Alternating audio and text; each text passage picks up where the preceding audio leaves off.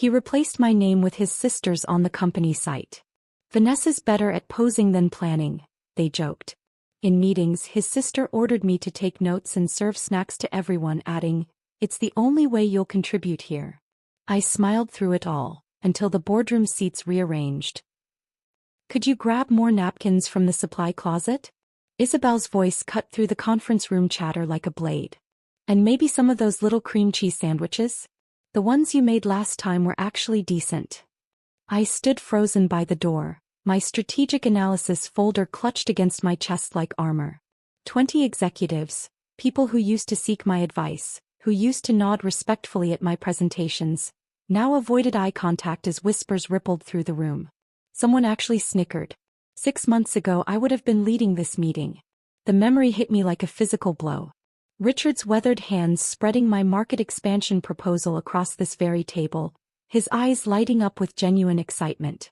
"This is revolutionary thinking," he'd said, his voice carrying the weight of 30 years building this empire. "Vanessa, you've just solved our biggest challenge." That was then. That was when I mattered. Now I was the coffee girl. "The sandwiches?" Isabel repeated, her tone suggesting I was mentally deficient. A few people chuckled, the kind of nervous laughter that accompanies public humiliation. My cheeks burned as I backed toward the door, my heels clicking against the marble floor like a countdown to my own execution. But let me tell you how intoxicating those first 6 months had been, because the fall hurts so much more when you remember the height. Before Richard died, I was untouchable. I remember the exact moment I knew I belonged in this world. It was during my 3rd week at Morrison & Associates, barely 2 months after marrying Cole. The quarterly board meeting had devolved into heated arguments about our stagnating Southeast division, millions in revenue bleeding away while competitors swooped in like vultures. Richard sat at the head of the massive conference table, his silver hair catching the afternoon light as veteran executives pitched increasingly desperate solutions. Each proposal was more conservative than the last, patching holes instead of rebuilding the ship. "What do you think, Vanessa?" His question silenced the room like a judge's gavel. 20 pairs of eyes turned toward me, some curious, others skeptical, a few openly hostile. These were men who'd built careers on playing it safe, who viewed innovation as a dirty word. I was 28 years old, female, and according to their whispered assumptions, only there because I'd married the boss's son. I stood slowly, my heart hammering against my ribs. "We're trying to save a sinking division instead of building a new ship," I said, my voice steadier than I felt. "The Southeast isn't failing because we're doing something wrong. It's failing because we're doing the right things for the wrong decade."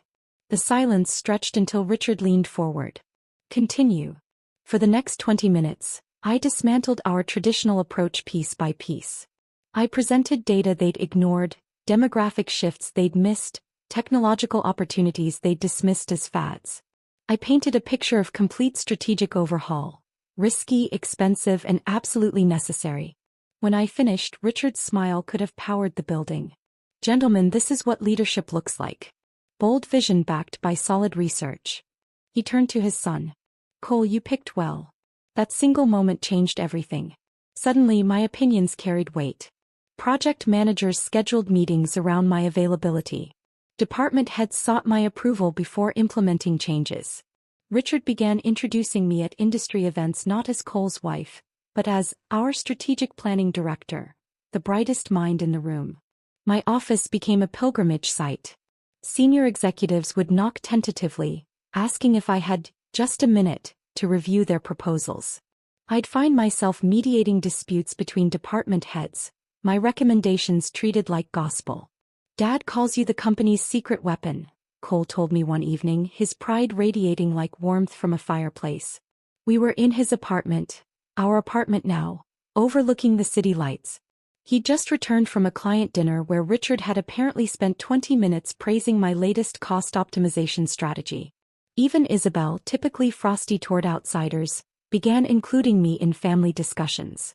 She'd mention upcoming board retreats or family traditions with casual assumption of my permanent place. "The annual shareholders meeting is always stressful," she'd said once, "but having another strategic mind in the family will help." Richard made it official during our 6-month wedding anniversary dinner. The extended family had gathered at his estate. Aunts, uncles, Cousins who'd never paid attention to me before suddenly hanging on my every word about market trends and investment opportunities. "I have an announcement," Richard said, rising from the head of the table with his wine glass raised. "Vanessa has single-handedly turned around our Southeast operations. Revenue is up 43% in 6 months. She's not just joining our family, she's securing our future." The applause felt like validation, like finally proving I belonged in rooms where decisions affecting thousands of lives were made over dessert and vintage wine. Those months sparkled with possibility. Richard would pull me aside after Sunday dinners, discussing succession plans with the seriousness of a military strategist. "I won't live forever," he'd say, his weathered hands gesturing toward family photos spanning generations. "This company needs leaders who understand both tradition and innovation. You get that balance." I felt invincible, untouchable, like I was building something permanent. Then Richard collapsed during his morning jog on a Tuesday in March, and my world shattered like glass hitting concrete. The funeral was a blur of black suits and sympathetic handshakes, but the will reading cut through grief like cold steel. Cole inherited 40%. Isabel received 40%. 20% went to employees and charity. My name wasn't mentioned. That's when the dream ended and the nightmare began.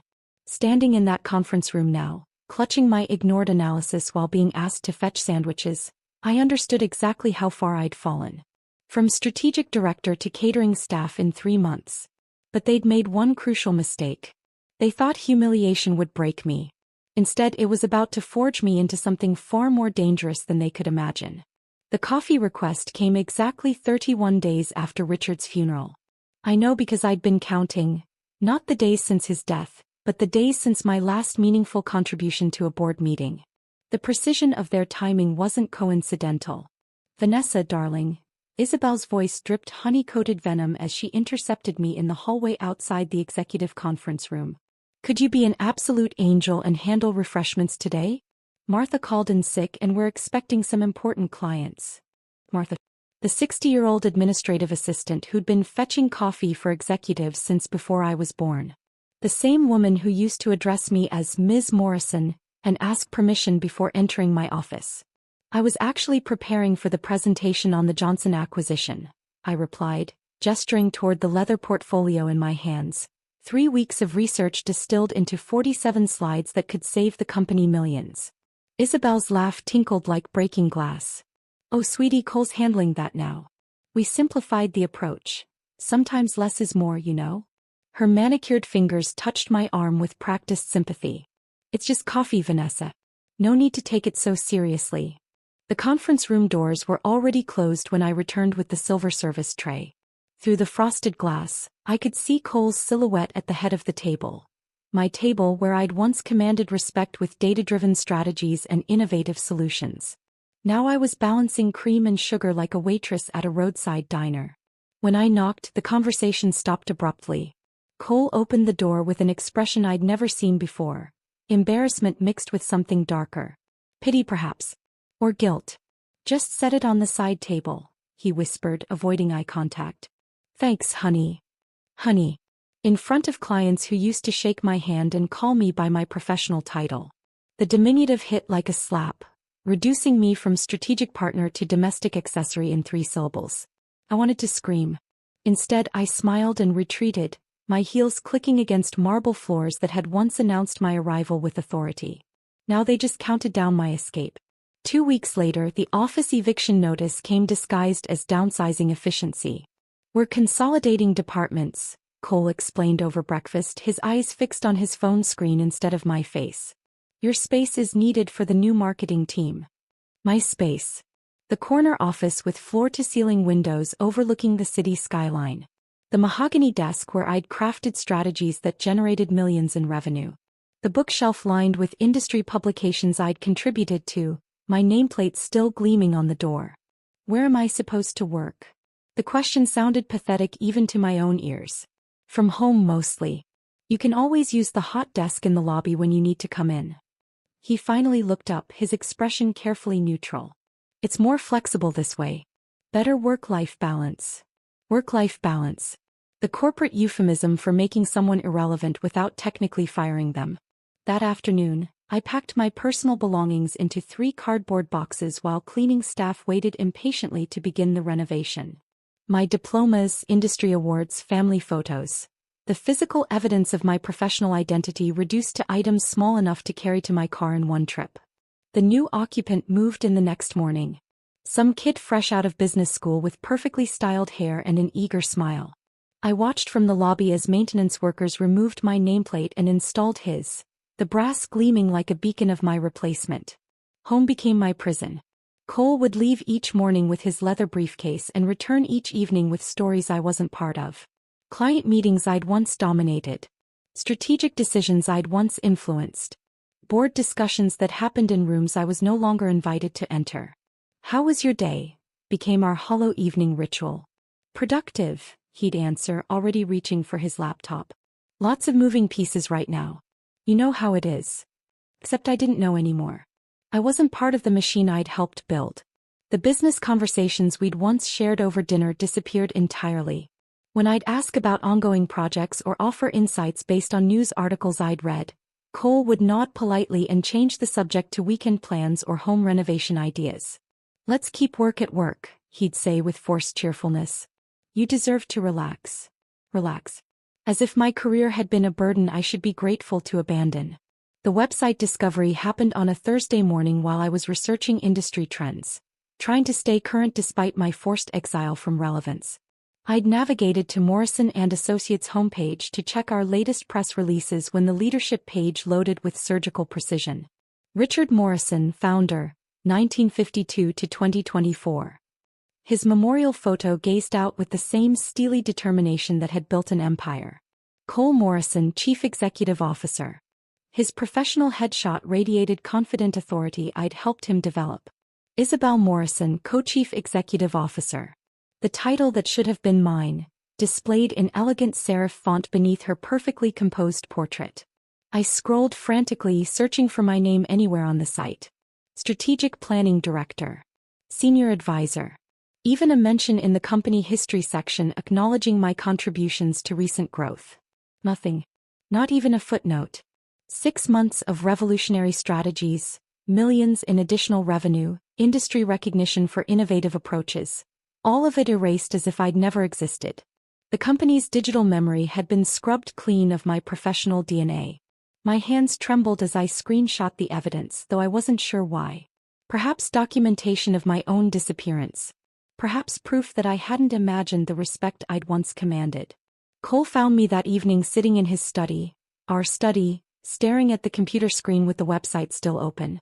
"You saw it," he said quietly, not a question but a statement of inevitable discovery.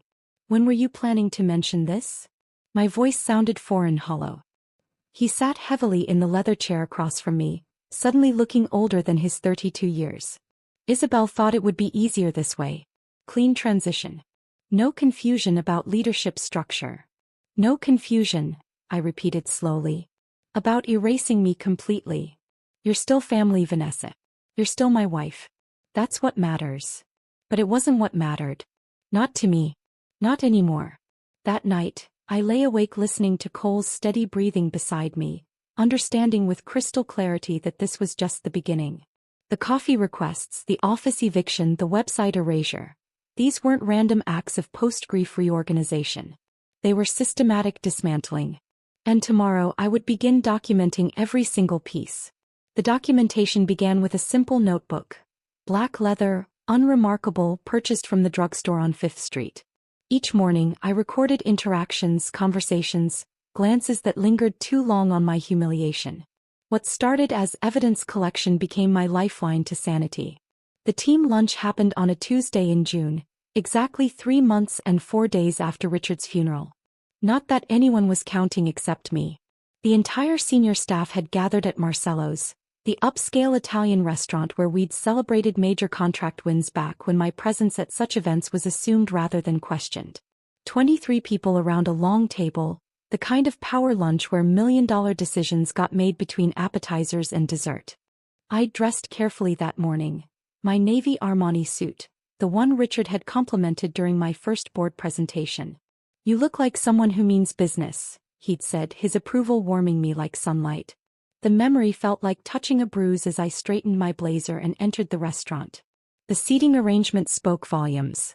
Cole at the head, Isabel to his right in the position I'd once occupied.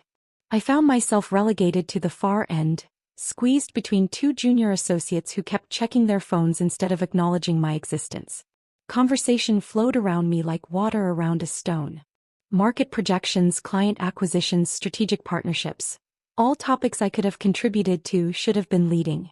Instead, I sat silent, invisible, my expertise treated as irrelevant as yesterday's newspaper.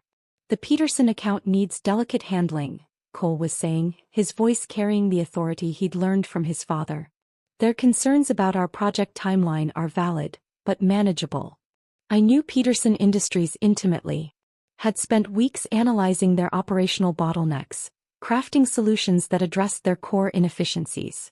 My fingers twitched toward my phone, where I'd stored detailed notes that could resolve their timeline concerns in minutes.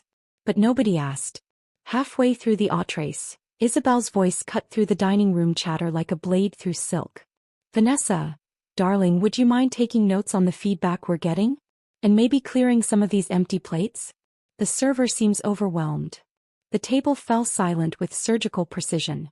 22 pairs of eyes turned toward me, some curious, others embarrassed, a few openly amused.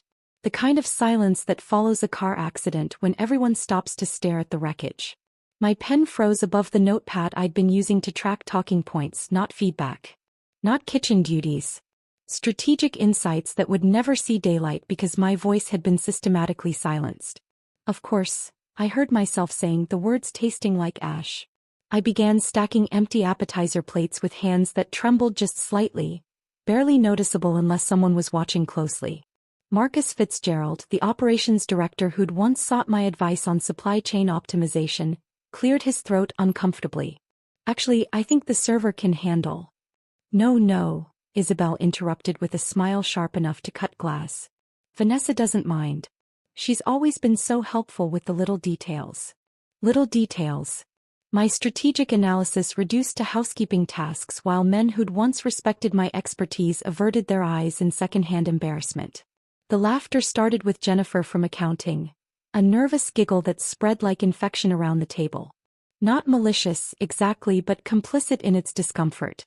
The sound of people choosing sides, and I wasn't on the winning team. I finished clearing plates while conversation resumed around me, their voices deliberately louder to cover the awkwardness of my degradation. My cheeks burned with humiliation so intense it felt physical, like standing too close to a fire. Something inside me crystallized in that moment. Not broke, crystallized. Like carbon under pressure becoming diamond. Hard. Unbreakable. The drive home passed in a blur of rage and planning. Cole was already in his study when I arrived, laptop open, phone pressed to his ear, discussing quarterly projections with someone whose opinion apparently mattered more than his wife's. I waited until he finished the call, until he looked up with that expression of mild irritation he'd developed whenever I interrupted his work. "We need to talk about what happened today." He sighed, the sound of someone dealing with an inconvenient child. "The lunch? What about it?" "Your sister asked me to clear tables in front of the entire senior staff. Isabel was just trying to help the server." "You're overthinking this, Vanessa." He turned back to his laptop, fingers already moving across the keyboard. "Maybe this kind of supportive role actually suits you better. Not everything has to be about power plays and corporate politics." The words hit like physical blows.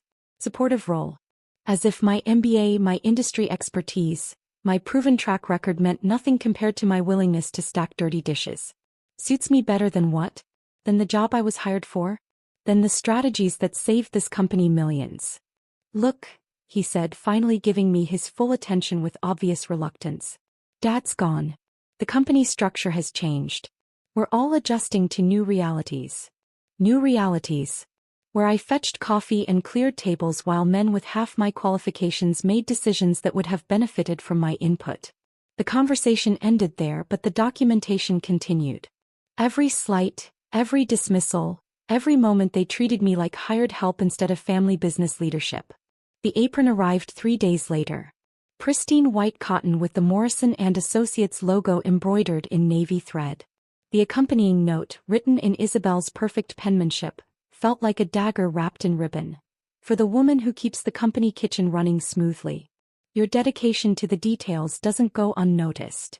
I stood in my kitchen, our kitchen, holding this symbol of my complete professional annihilation. Not fired. Not laid off. Simply reclassified as domestic staff in the empire I'd helped build. The cruelty was breathtaking in its precision. They couldn't legally terminate me without cause, and my marriage to Cole complicated any direct confrontation. So they'd chosen psychological warfare instead, systematically destroying my professional identity through public humiliation. They wanted me to quit. To walk away voluntarily, saving them the messiness of explanations or severance packages. To disappear quietly while they rewrote company history without my contributions. That night, I sat at my laptop researching employment lawyers, corporate harassment policies, constructive dismissal cases. But legal remedies felt inadequate for the scope of their betrayal. They'd taken my career, my dignity, my place in the family business. Laws couldn't restore what they'd stolen. But strategy could. And if there was one thing they'd underestimated about me, it was my capacity for long-term strategic thinking. They saw weakness in my silence, compliance in my documentation. They were about to learn the difference between surrender and preparation. The phone call to Marcus Chin happened at 11:47 p.m., long after Cole had fallen asleep beside me. I sat in our walk-in closet with the door closed, my voice barely above a whisper as I dialed the number I'd memorized but never thought I'd need. Vanessa. Marcus's voice carried genuine surprise despite the late hour. It's been 3 years? Marcus and I had been study partners at Wharton, the kind of intellectual sparring that forged unbreakable bonds. While classmates networked at campus mixers, we'd dissected hostile takeover strategies over midnight coffee, dreaming of the day we'd reshape corporate America. Now he ran Meridian Capital, a boutique private equity firm with a reputation for surgical precision in complex acquisitions. I need to understand something about share acquisition structures, I said, skipping pleasantries entirely. Hypothetically. His pause stretched long enough for me to hear papers shuffling in the background. Marcus never slept, a trait that had served him well in the predatory world of corporate finance. What kind of hypothetical are we talking about? The kind involving family businesses, dispersed shareholding, and maintaining anonymity during accumulation. Another pause, this one calculating. Are you looking to acquire or defend? Acquire. Timeline. 6 to 12 months. Maybe longer if necessary. Budget. I gave him a number that represented everything. My inheritance from my grandmother, my personal savings, even the emergency fund Cole and I had built together. Money that could buy a house, fund a comfortable retirement, secure a different future entirely. That's serious money, Vanessa. Serious enough to change outcomes. His voice shifted into business mode, the warmth replaced by sharp focus. I can structure something through layered entities. Shell companies within holding firms within investment vehicles. Clean, legal, invisible until you want visibility. How invisible? Your target won't know you exist until you control their board meetings. We talked for another hour, Marcus explaining the mechanics of stealth acquisition while I took notes in a shorthand I'd developed during business school. Bearer shares, nominee directors, offshore structures that existed in legal gray areas designed for exactly this purpose. One question, he said before hanging up. This target. Do they know you're capable of this level of strategic thinking? I glanced toward the bedroom where Cole slept peacefully, unaware that his wife was plotting corporate warfare from their shared closet. They think I make good coffee. Marcus's laugh carried genuine admiration. Then they're about to get educated. The first purchase happened 2 weeks later through Cayman Holdings LLC, a shell entity so obscure it existed only on paper in a lawyer's office in Georgetown. 5,000 shares of Morrison & Associates, purchased from a retiring board member who'd served alongside Richard for 20 years. The seller, Harold Brennan, had called Cole directly to offer the shares as a courtesy. Cole declined, too busy with day-to-day operations to worry about minor shareholding adjustments. The missed opportunity represented 2.3% of total company ownership. My ownership. I watched Cole's face during the family dinner where Harold mentioned the sale, searching for any recognition of the strategic error. Nothing. Just polite interest and a comment about hoping the buyer would be aligned with company values. If only he knew. The second acquisition came through Trinity Investment Partners, another Marcus creation that existed solely to disguise my activities. This time, 8,000 shares from a pension fund liquidating its portfolio.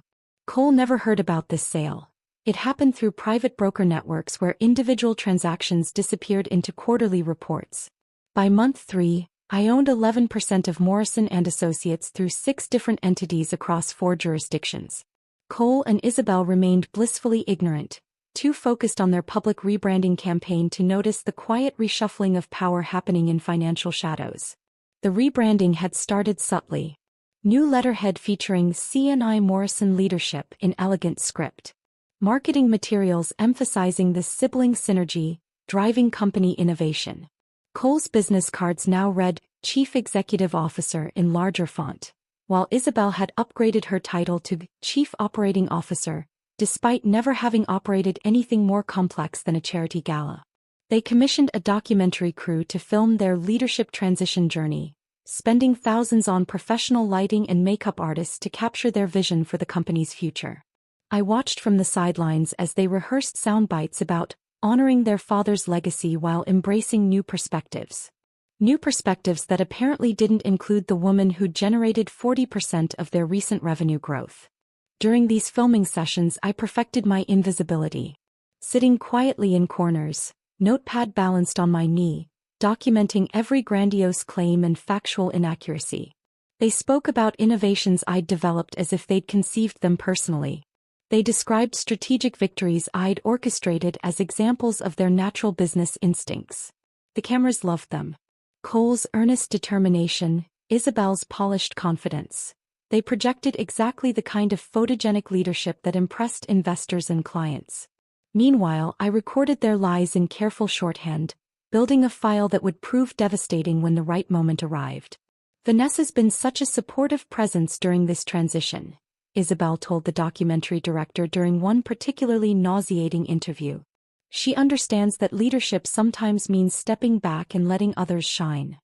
I smiled and nodded from my corner chair, playing the supportive family member while calculating exactly how much her condescension would cost when I controlled her paycheck. Month 5 brought my biggest acquisition yet, 22,000 shares from the Morrison Family Trust, a legacy holding that Richard's sister had inherited but never understood. She lived in Florida now, more interested in golf tournaments than board meetings, and Marcus had convinced her to liquidate for tax advantages. Cole signed off on the sale without reading the paperwork, trusting his aunt's financial advisor to handle the details. Another strategic blindness that transferred 12% company ownership directly into my hidden portfolio. I was approaching critical mass, but the final push required patience. The remaining shares belonged to longtime employees, board members with sentimental attachments, and family friends who viewed their holdings as legacy investments rather than financial instruments.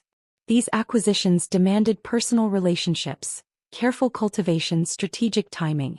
I began attending company social events not as Cole's marginalized wife, but as a friendly face interested in company history. Retired executives loved sharing stories about Richard's early years, their reminiscences often revealing information about their estate planning and succession concerns. "My kids have no interest in the business," confided Margaret Willis during the annual summer barbecue.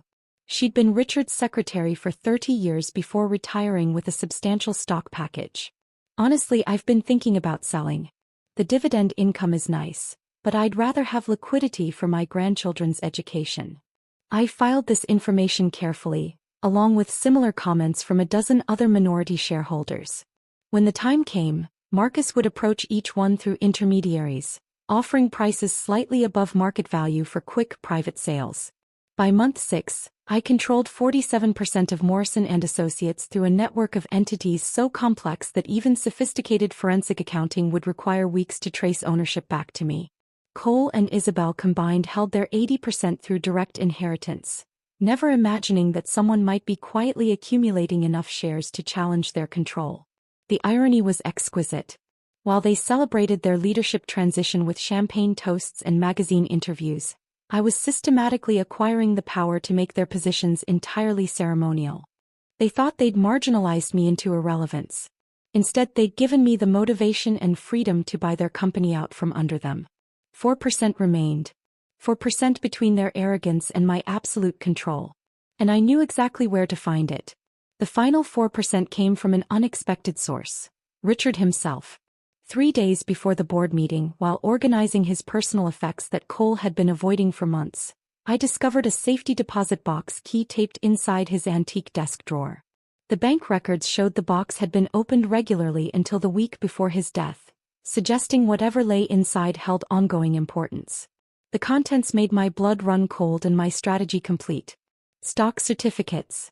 Original paper shares from Morrison & Associates founding, never digitized or recorded in modern systems. 4% of the company held in Richard's personal name, separate from his estate distribution. Along with them, a letter in his distinctive handwriting dated just 2 weeks before his death. If Vanessa is reading this, my succession plan has failed. These shares represent insurance, protection for the person I trust most to preserve what I built. Use them wisely. He'd known. Somehow, Richard had foreseen his children's capacity for betrayal and prepared a contingency that would take me from puppet to puppet master in a single revelation. The board meeting email went out at 6 a.m. on a Tuesday, time to arrive when people checked messages with their morning coffee. Professional, unremarkable, the kind of routine communication that wouldn't raise suspicions. Subject: structural change proposal. All board members and executive staff are requested to attend an emergency meeting today at 2 p.m. in the main conference room.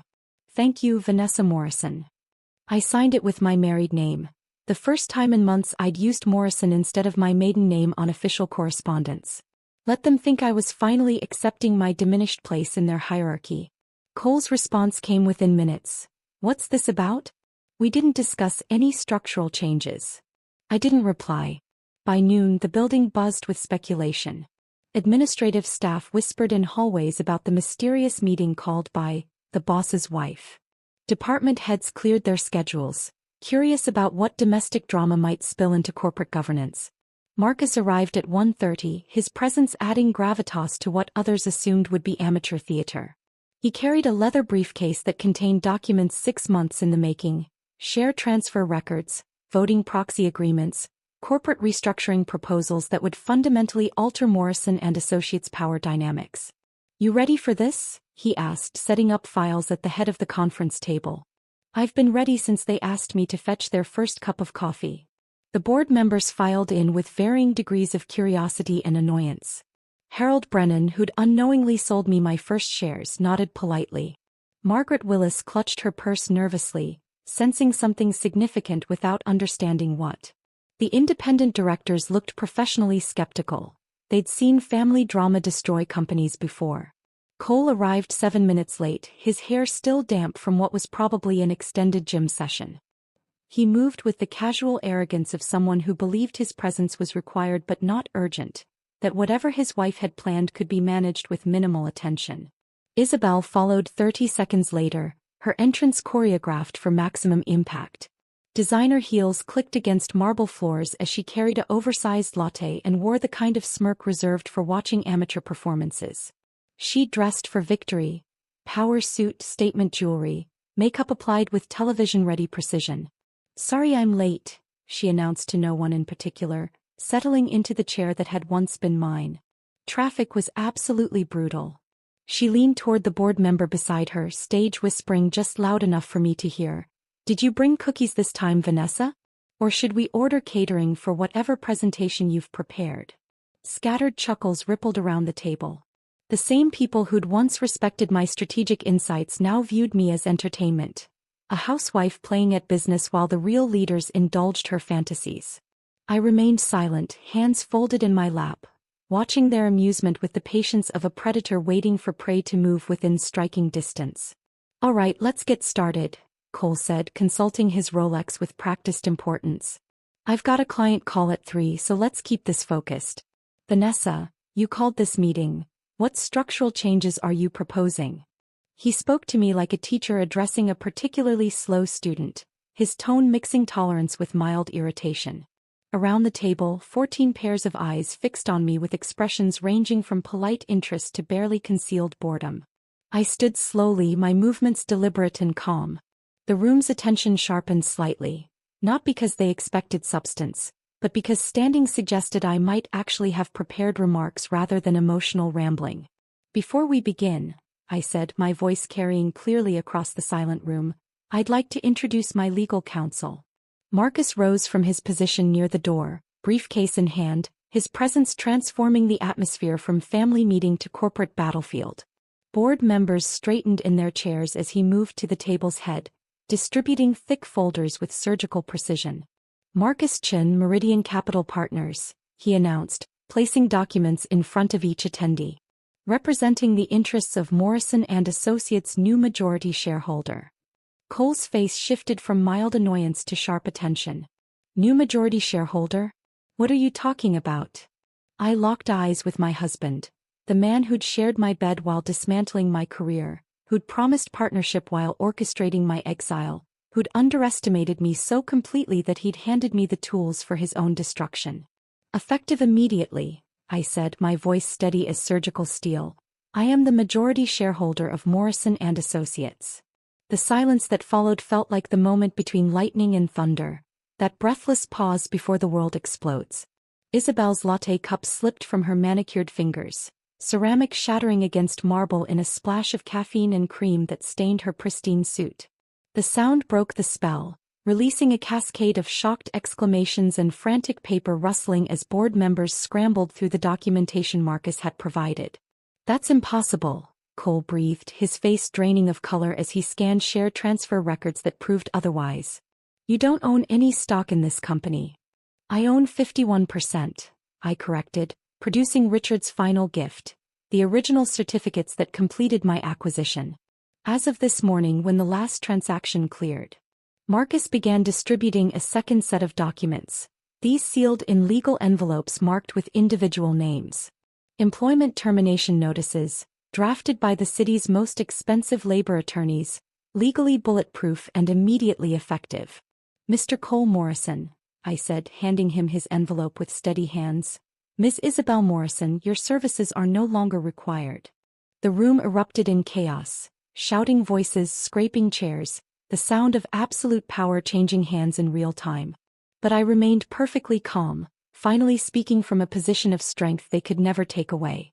The chaos in the boardroom lasted exactly 4 minutes and 37 seconds before security escorted Cole and Isabel from the building. I watched through the conference room's floor-to-ceiling windows as they stood on the sidewalk, still clutching their termination letters, their faces shifting between disbelief and rage. Cole's phone buzzed incessantly, probably calls from department heads seeking clarification, clients demanding explanations, reporters who'd already caught wind of the dramatic leadership change. But those conversations would happen without him now. The building access cards have been deactivated, Marcus informed me quietly, consulting his tablet.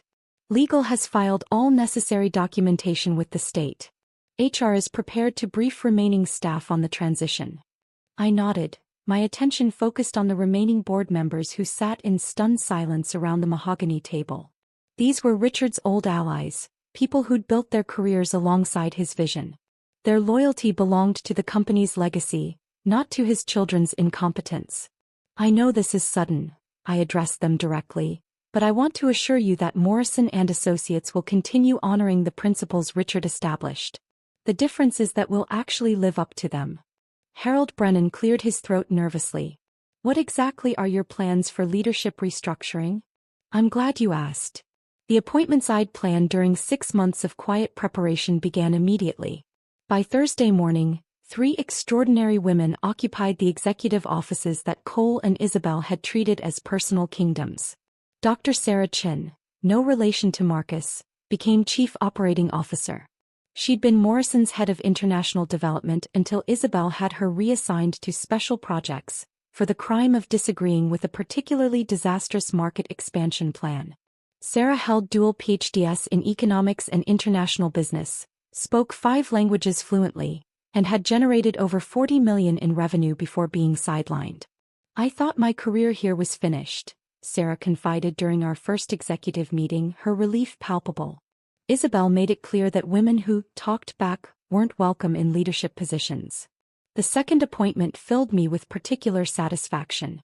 Jennifer Walsh, former head of strategic planning, my old department, had been demoted to junior analyst after questioning Cole's decision to abandon 3 profitable market segments.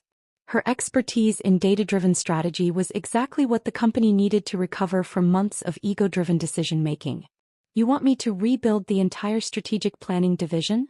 Jennifer asked, her voice mixing excitement with disbelief. "I want you to build it better than it ever was," I replied. "With proper resources, proper authority, and zero interference from people who mistake volume for intelligence." The third promotion went to Maria Santos, previously buried in the legal department despite being one of the sharpest corporate attorneys I'd ever encountered. Cole had blocked her advancement repeatedly, claiming she was too aggressive for client-facing roles. Her aggression, I discovered, consisted of actually reading contracts thoroughly and refusing to approve deals that would expose the company to unnecessary liability. Our first executive team meeting felt like stepping into an alternate universe where competence was valued over connections, where ideas mattered more than hierarchy, where women could speak without being interrupted or dismissed. "I want to address the elephant in the room," I said, looking around the conference table that had witnessed my humiliation just days earlier. "This company has been operating below its potential for months. We're going to fix that, but not through revenge or dramatic gestures. We're going to fix it by being better at everything we do." The press release went out that afternoon, crafted with surgical precision to communicate massive change through minimal words. Morrison and Associates announces new leadership structure. Leadership has changed. So will the culture. Industry publications picked up the story within hours. Business Weekly ran a front-page feature titled, "The Silent Takeover: How a Marginalized Wife Became a Power Player." Forbes published an analysis of my acquisition strategy, calling it one of the most sophisticated stealth campaigns in recent corporate history. My phone rang constantly. Interview requests, speaking invitations, job offers from companies impressed by my strategic execution. I ignored them all, focused instead on the painstaking work of rebuilding a corporate culture that had rotted from the top down. Cole's attempts at contact began the second day. Text messages alternating between wounded confusion and righteous anger. "We need to talk about this," followed by, "You can't just destroy our family like this," followed by, "Dad would be ashamed of what you've done." I blocked his number. Isabel's approach was more sophisticated, long emails defending her actions, rewriting history to position herself as the victim of my calculated deception. She painted herself as a grieving daughter trying to honor her father's memory while I, the manipulative outsider, had exploited their vulnerability for personal gain. I forwarded them to our legal team without reading past the first paragraph. The real work began in week 2 when I announced the Morrison Initiative for Women in Business Leadership. The program would provide mentorship, funding, and strategic support for women facing systematic exclusion from family businesses. A problem I discovered was disturbingly common. 60% of family businesses fail by the second generation, I explained to the board of advisors I'd assembled. A significant factor is the tendency to exclude capable family members based on gender rather than competence. We're going to change that. The initiative's first case study walked into our offices 3 weeks later.